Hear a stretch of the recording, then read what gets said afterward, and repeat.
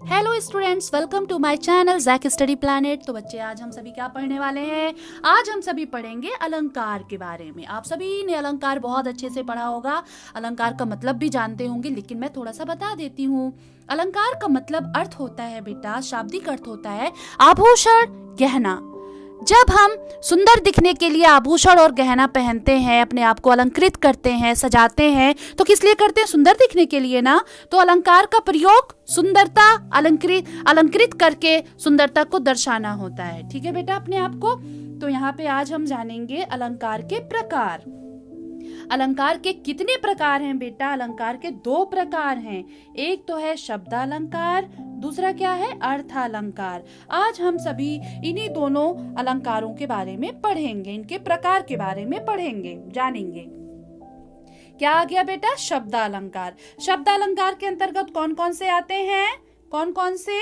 अनुप्रास अलंकार, श्लेष अलंकार और यमक अलंकार। ठीक है, तो आज हम सभी इसकी डेफिनेशन जानेंगे और उदाहरण भी पढ़ेंगे। ये किसके अंतर्गत आते हैं बेटा? शब्दालंकार के अंतर्गत आते हैं। कह रहे हैं अनुप्रास किसको बोलते हैं? अनुप्रास की परिभाषा क्या है बेटा? तो बहुत ध्यान से देखेंगे। अनुप्रास अलंकार में एक ही व्यंजन की आवृत्ति, यानी आवृत्ति बार बार होती है। अनुप्रास का अर्थ है वस्तु को अनुक्रम में रखना। यानी बेटा कह रहे हैं अनुप्रास अलंकार तभी आप पहचान जाओगे जहां पे एक ही वर्ड, एक ही लेटर बार बार आया हो। तुरंत आप समझ जाना उसकी पहचान क्या है कि एक ही वर्ड बार बार आए तो वहां पे क्या होगा? अनुप्रास अलंकार। जैसे चारों चंद्र की चंचल किरणें खेल रही हैं जलथल में, यहाँ चा वर्ड कितनी बार आया है? 1 2 3 4 4 बार आया ना। तो यहाँ पे चा वर्ड की आवृत्ति बार बार हुई है। अब हम सभी आगे चलते हैं बेटा, श्लेष अलंकार पढ़ेंगे। श्लेष अलंकार के बारे में अच्छे से जानेंगे, समझेंगे। कह रहे हैं जहां पर कोई एक शब्द एक ही बार आए पर उसके अर्थ अलग अलग निकले, वहां पर क्या होता है? श्लेष अलंकार। इतना काफी है, अगर आप एग्जाम में लिख देते हो तो काफी है। कह रहे हैं श्लेष का अर्थ होता है, क्या होता है बेटा? ये भी हमें पता होना चाहिए, चिपका हुआ या मिला हुआ। जब एक शब्द से हमें विभिन्न अर्थ मिलते हो तो उस समय श्लेष अलंकार होता है। अर्थात यानी मतलब जब किसी शब्द का प्रयोग एक ही बार किया जाता है लेकिन उससे अर्थ कई निकलते हैं तो वहां पर क्या होता है बेटा? श्लेष अलंकार। यानी आपको समझ में आ गया कि कहीं पर भी किसी भी पद में अगर एक ही शब्द आया है और उसके अर्थ कई निकल रहे हैं तो वहां पे क्या होगा बेटा? श्लेष अलंकार। जैसे रहीमन पानी राखिए, बिन पानी सब सून, पानी गए ना उबरे, मोती मानिस चून। यानी देखिए पानी वर्ड आया है, ठीक है, और तीनों का, पानी एक ही शब्द है लेकिन तीनों का मतलब अलग अलग है। ठीक है, चलिए मैं नीचे समझाती हूँ, आप सभी बहुत ध्यान से देखेंगे। पानी को 3 अर्थों में लिया गया। पहला पानी क्या बेटा? मनुष्य। और दूसरा क्या था? विनम्रता और चमक। तीसरा क्या है? चमक तेज। तीसरे का अर्थ क्या है बेटा? यहाँ से मैं आपको एक बार फिर से समझा दूं बेटा, थोड़ा कंफ्यूजन हो रही है। एक पानी का अर्थ तो हो गया आपका मनुष्य, दूसरा पानी का अर्थ क्या हो गया बेटा? विनम्रता। दूसरा अर्थ आभा या चमक तेज, ठीक है। और तीसरे पानी का क्या अर्थ हो गया बेटा? आटे चून से जोड़कर दर्शाना, ठीक है। तो पानी तो है एक ही शब्द लेकिन मतलब इसके 3 निकले हैं। तो यहाँ पर क्या है बेटा? क्या है? श्लेष अलंकार है।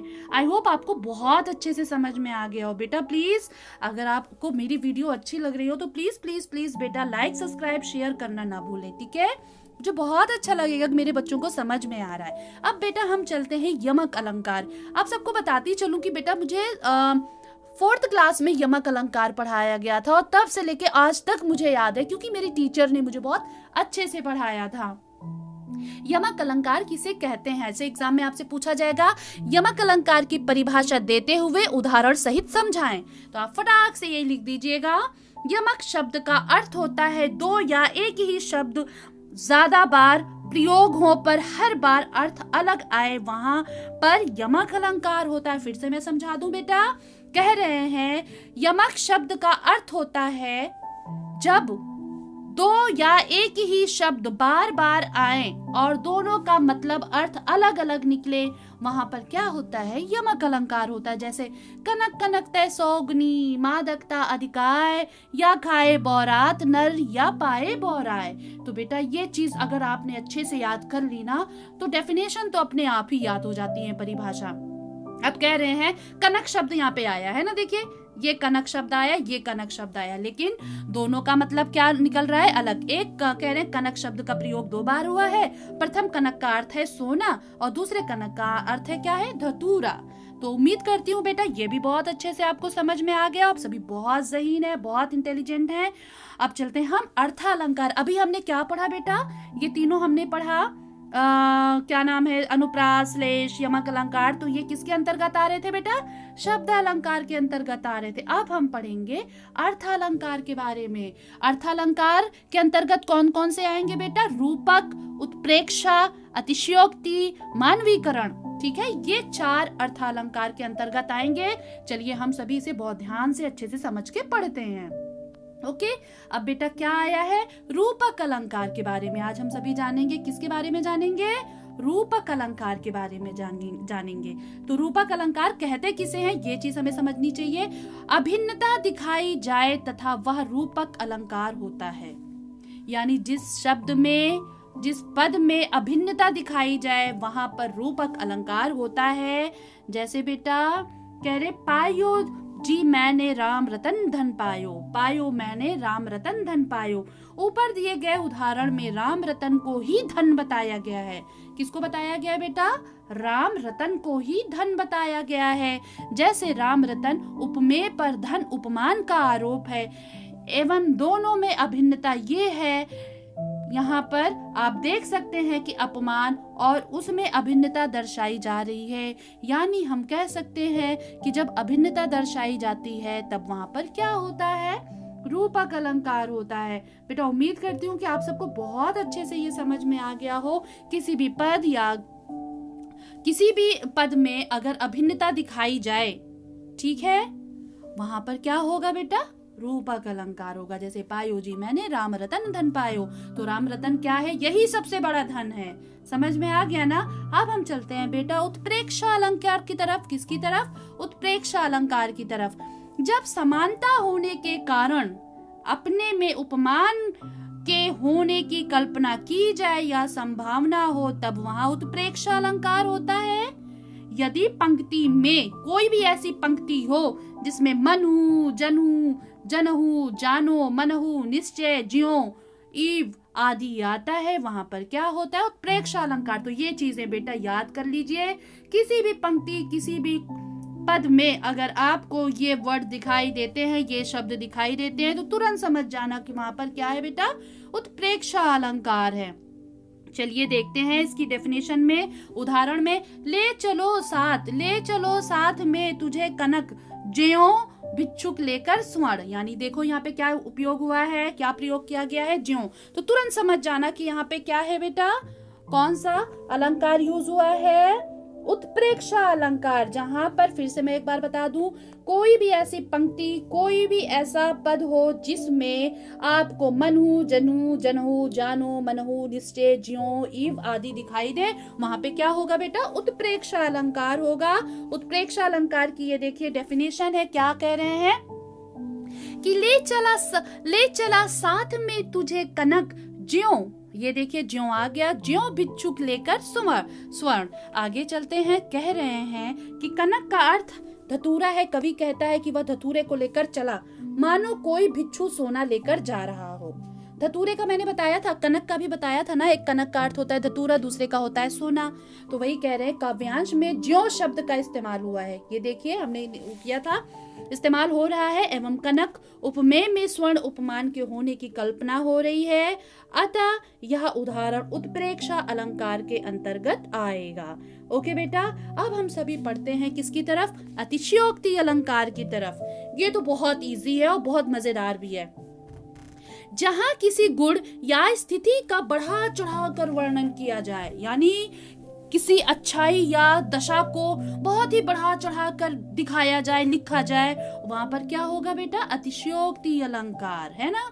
कोई भी ऐसी चीज जो कवि लिख रहा हो जहां पर बहुत बढ़ा चढ़ा कर लिखा जा रहा हो, जिसकी आप कल्पना भी ना कर सको, तो वहां पे क्या होगा बेटा?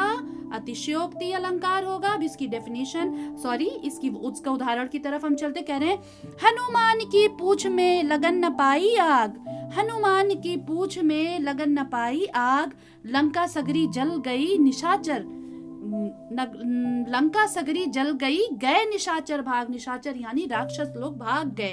करी हनुमान की पूंछ में लगन न पाई आग, लंका सगरी जल गई, निशाचर गए भाग।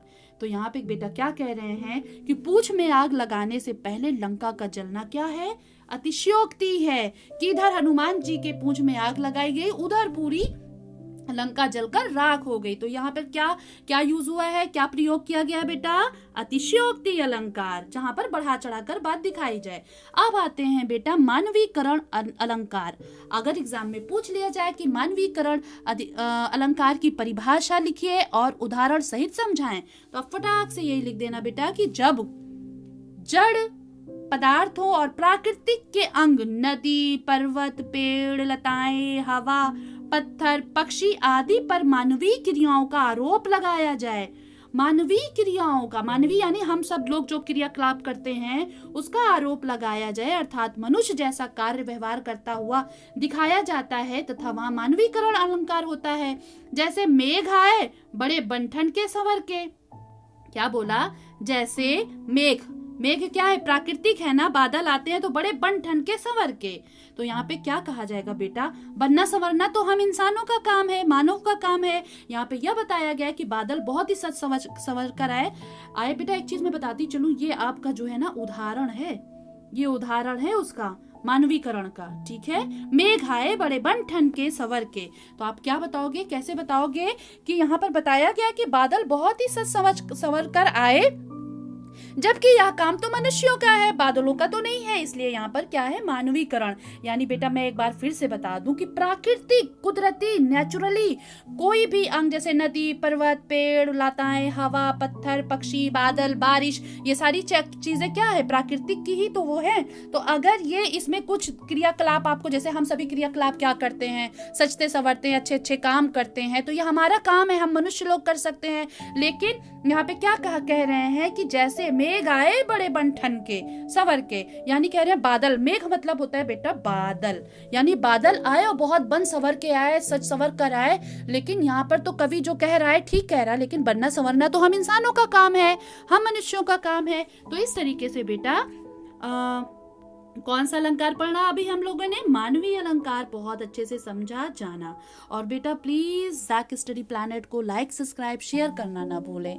Thank you so much. धन्यवाद बेटा।